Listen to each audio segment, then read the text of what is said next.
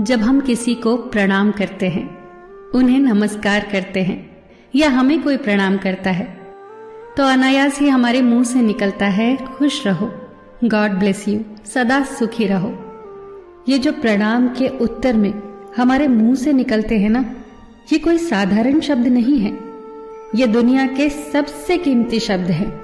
आजकल हम इन बातों को महत्व देना बंद करते जा रहे हैं, पर यकीन मानिए, जो प्रणाम के जवाब के रूप में आशीर्वाद हमें मिलता है या हम किसी को देते हैं, वो 100% चमत्कारिक शब्द होते हैं, बेशकीमती शब्द होते हैं। एक बहुत प्यारी कथा कहने जा रही हूं। महाभारत का युद्ध चल रहा था। एक दिन दुर्योधन के व्यंग से आहत होकर भीष्म पितामह यह घोषणा कर देते हैं कि मैं कल पांडवों का वध कर दूंगा। इस घोषणा का पता जैसे ही पांडवों को चलता है तो उनके शिविर में बेचैनी बढ़ जाती है।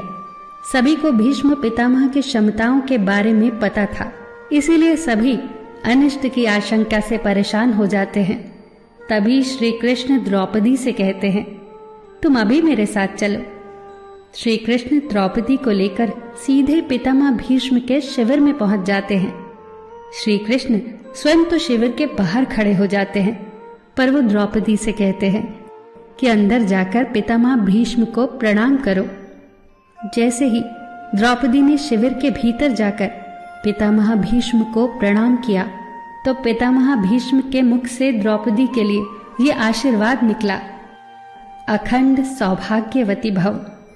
जैसे ही ये आशीर्वाद उनके मुख से निकला, उसी क्षण उन्हें स्मरण हो आया कि आज ही तो उन्होंने पांडवों के वध की घोषणा की थी और स्वयं ही उन्होंने द्रौपदी को अखंड सौभाग्यवती रहने का आशीर्वाद दे दिया।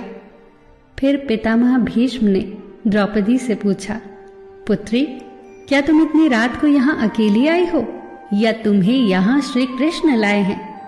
तब द्रौपदी ने कहा, जी पितामह, और वो शिविर के बाहर ही खड़े हैं। शिविर से बाहर निकलकर दोनों ने एक दूसरे को प्रणाम किया और पितामह भीष्म ने कहा, मेरे एक वचन को मेरे ही दूसरे वचन से काटने का काम केवल कृष्ण ही कर सकते हैं।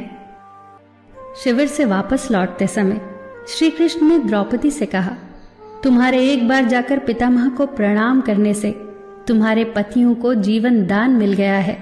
अगर तुम प्रतिदिन भीष्म, धृतराष्ट्र, द्रोणाचार्य आदि को प्रणाम करती होती और दुर्योधन, दुशासन आदि की पत्नियां भी पांडवों को प्रणाम करती होती, तो शायद इस युद्ध की नौबत ही न आती। जो हर घर में कलह कलेश का वातावरण रहता है, वो कहीं न कहीं इस बात के मूल से जुड़ा है कि हम संस्कार भूलते जा रहे हैं। हम जाने अनजाने अपने बड़ों की उपेक्षा करने लगे हैं। याद रखना कि हर चीज पैसे से खरीदी नहीं जा सकती, और ये भी याद रखना कि हर बात का जवाब गूगल से नहीं मिलता। उसके लिए बुजुर्गों के पास भी बैठना पड़ता है। शरीर की खुराक के साथ साथ हमारी आत्मा को भी खुराक चाहिए, जो संस्कारों से हमें मिलती है। हम भूलते जा रहे हैं आशीर्वाद के महत्व को। आशीर्वाद एक कवच की तरह होता है, जो हर बाधा से हमारी रक्षा करता है। कितनी सुंदर बात कही है किसी